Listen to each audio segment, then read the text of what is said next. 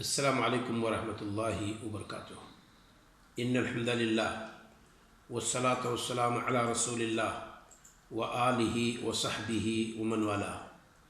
اعوذ باللہ من الشیطان الرجیم ومن اصدق من اللہ قیلا۔ وقال نبینا المصطفیٰ صلوات اللہ وسلامہ علیہ الصدق ینجی والکذب یہلک۔ برادران اسلام اور اسلامی خواتین، ناظرین و ناظرات، آج کی اس کلپ میں میں یہ بتانا چاہتا ہوں کہ 22 رجب کو رجب کے کنڈے کے نام سے جو ایک رسم ہندوستان، پاکستان، بنگلہ دیش وغیرہ میں رائج ہے، اس کی حقیقت کیا ہے؟ روافظ شیعہ حضرات سے اگر پوچھئے تو کہتے ہیں کہ امام جعفر صادق رحمہ اللہ کی تاریخ پیدائش ہے، اور ان کی پیدائش پر وہ چونکہ ہمارے چھٹے امام ہوتے ہیں، ان کی پیدائش پر ہم خوشی مناتے ہیں، اس وجہ سے ہم آپس میں شیرینی تقسیم کرتے ہیں اور حلوے کا بدلاؤ ہوتا ہے اور آپس میں کھاتے اور کھلاتے ہیں۔ امام جعفر صادق، جن کا نام جعفر بن محمد بن علی بن حسین بن علی بن ابی طالب ہے، کنیت آپ کی ابی عبداللہ ہے، ہاشمی معروف بالصادق، امامیہ فرقے کے وہ فرقہ شیعوں کا جو 12 اماموں کو مانتا ہے اور ان کے صحیح ہونے کا اعتقاد رکھتا ہے کہ کتاب و سنت کی روشنی میں یہ 12 امام ہیں، یہ ان کا دعویٰ ہے۔ امام جعفر کی ولادت کب ہے؟ امام جعفر کی ولادت کیا 22 رجب ہے؟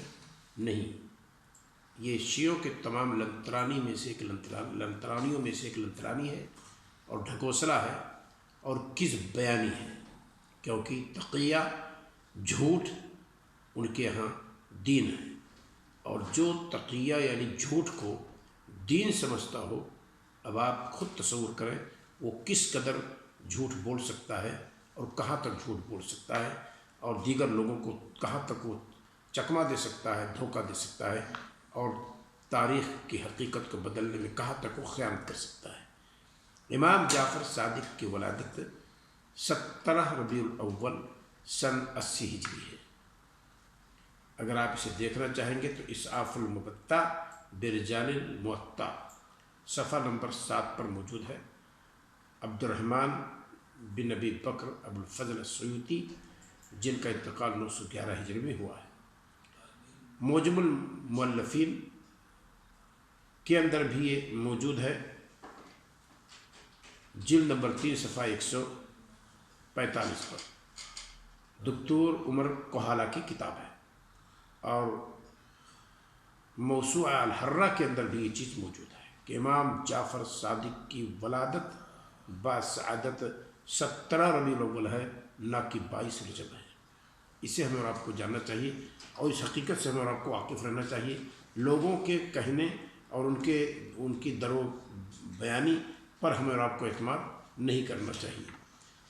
تھوڑی سی بات اس تعلق سے اور ہے، وہ کیا ہے ذرا دیکھیے۔ امام جعفر صادق کی وفات جو ہے یہ ہے 24 شوال، تو نہ تو ان کی تاریخ پیدائش 22 رجب ہے اور نہ تاریخ وفات 22 رجب ہے، شوال میں وفات ہوئی ہے 24 شوال کو سن 148 ہجری۔ اسے دیکھنا چاہیں گے المعجم الصغیر لرواة الامام ابن جریر الطبری، نمبر ہے 586، اور اسعاف المبتہ میں بھی دیکھ سکتے ہیں برجال الموطا صفحہ 7 پر، کتاب کا تذکرہ ہم کر چکے ہیں۔ تو یہ حقیقت ہے امام جعفر صادق رحمہ اللہ کی تاریخ پیدائش کی اور تاریخ وفات کی۔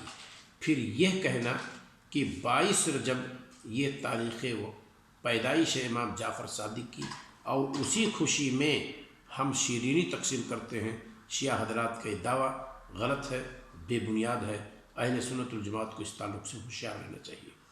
یہاں ایک مسئلہ ہے کہ پھر روافظ یا شیعہ 22 رجب کو امام جعفر صادق کی ولادت کیوں مانتے ہیں اور شیرینی کیوں تقسیم کرتے ہیں؟ دیکھیے، دراصل 22 رجب سن 60 ہجری امیر معاویہ رضی اللہ تعالیٰ عنہ کی تاریخ وفات ہے۔ یہ روافض اس دن کو خوشی کا دن مناتے ہیں، اسی وجہ سے وہ اس میں شیرینی تقسیم کرتے ہیں، اور علی رضی اللہ تعالیٰ عنہ اور امیر معاویہ رضی اللہ تعالیٰ عنہ کے مابین دشمنی ظاہر کرتے ہیں۔ اختلاف رائے کا مطلب دشمنی نہیں ہے۔ قرآن مقدس نے یہ سرٹیفکیٹ صحابہ کو دے دی تھی 1400 سال پہلے، محمد الرسول اللہ والذین معه اشداء علی الکفار رحماء بینہم، کہ محمد اللہ کے رسول ہیں اور ان کے ساتھ جو ان کے صحابہ اشداء علی الکفار، کفار کے خلاف سخت ہیں، ورحماء بینہم، اور آپس میں رحم دے رہے ہیں۔ یہ ہے قرآن نے کہا ہے۔ اب قرآن کی اس حقیقت بیانی کے خلاف وہ تصور کرتے ہیں کہ علی رضی اللہ تعالیٰ عنہ کی دشمنی ابو بکر صدیق رضی اللہ تعالیٰ عنہ سے ہے، عمر فاروق رضی اللہ تعالیٰ عنہ سے ہے، عثمان بن عفان رضی اللہ تعالیٰ عنہ سے ہے، امیر معاویہ رضی اللہ تعالیٰ عنہ سے ہے، اسی کے پیش پردہ یہ سب کرنا چاہتے ہیں۔ تو گویا کہ وہ امیر معاویہ رضی اللہ تعالیٰ عنہ کو دشمن ثابت کرنے کی خاطر، ان سے بیر رکھنے کی خاطر، اور اسی طریقے سے ان سے بغض و حسد کی خاطر انہوں نے کیا کیا کہ 22 رجب جب کہ امیر معاویہ رضی اللہ تعالیٰ کی تاریخ وفات ہے، اسے خوشی کا دن بنانے کے طور پر اور منانے کے طور پر انہوں نے شیرینی تقسیم کرنا شروع کر دیا، اور چھپانے کی وجہ صرف یہ رہی کہ اہل سنت والجماعت کے گھروں میں بھی یہ چیز رائج ہو جائے اور رائج کر لے گئے۔ آج کل چھوڑنا لوگ اسے پسند نہیں کرتے ہیں۔ اب اگر امیر معاویہ رضی اللہ تعالیٰ عنہ کا کوئی دشمن ہو، مجھے تو عجیب سا لگتا ہے کہ سنی جو اپنے آپ کو سنت پر چلنے والا کہے، وہ رجب کے کوڑے کا اہتمام کرے، یہ عجیب سی بات ہے۔ تو امیر معاویہ رضی اللہ تعالیٰ عنہ کی تاریخ وفات ہے 22 رجب۔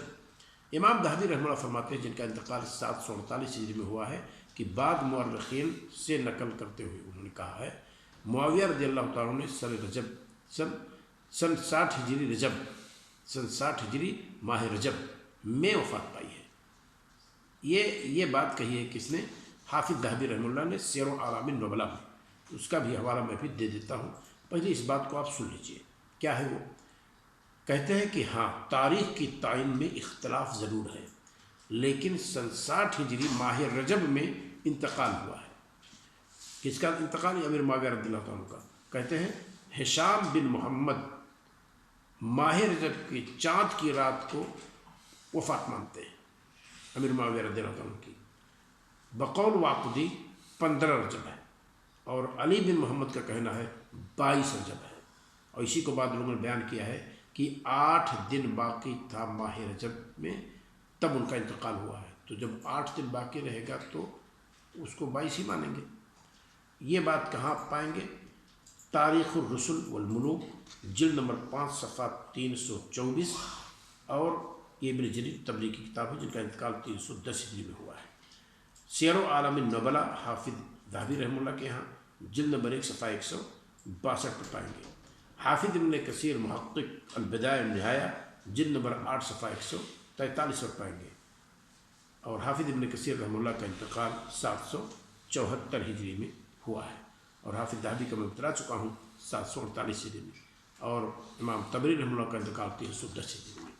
تو اب اگر کوئی اہل سنت والجماعت میں سے کوئی فرد 22 رجب کو رجب کے کوڑے کا اہتمام کرتا ہے، تو گویا کہ روافض کے ساتھ امیر معاویہ رضی اللہ تعالیٰ عنہ کی وفات پہ وہ بھی خوشی منانے کا قائل ہے۔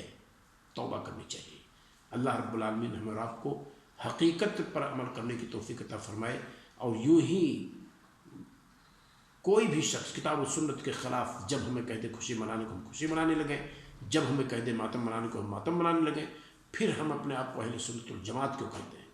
اللہ رب العالمین روافض کے پھندوں، ان کے ہتھ کنڈوں، ان کی چال بازی سے اہل سنت والجماعت کو بچائے مولا۔ السلام علیکم ورحمۃ اللہ وبرکاتہ۔